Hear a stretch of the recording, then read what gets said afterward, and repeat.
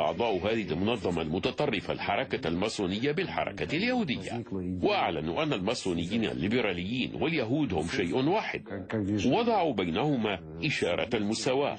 ولكن في الواقع لم يكن ثمة ما يجمع بين الطرفين، ولا يمكن أن يكون، وإلا لأمكن توجيه تهمة التورط في مؤامرة يهودية ماسونية عالمية إلى أي ماسوني في العالم، وضمن مؤسس حركة التحرر الوطني في الجزائر الأمير عبد القادر، فقد كان ماسونيا نشيطا، الأمر الذي كان معروفا عنه طيلة حياته.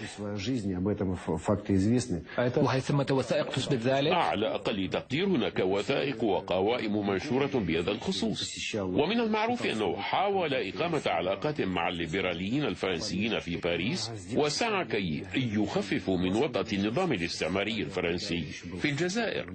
لكن بعض المعلومات تشير إلى أنه كان عضوا في محفل الإسكندرية الماسوني عندما كان في المنفى. وهل كانت هناك شخصيات أخرى بحجمه من العرب والمسلمين من الماسونيين؟ لا شك في ذلك، لكن يجب دراسة الأرشيفات. أنا متخصص بالماسونية الروسية أساسا.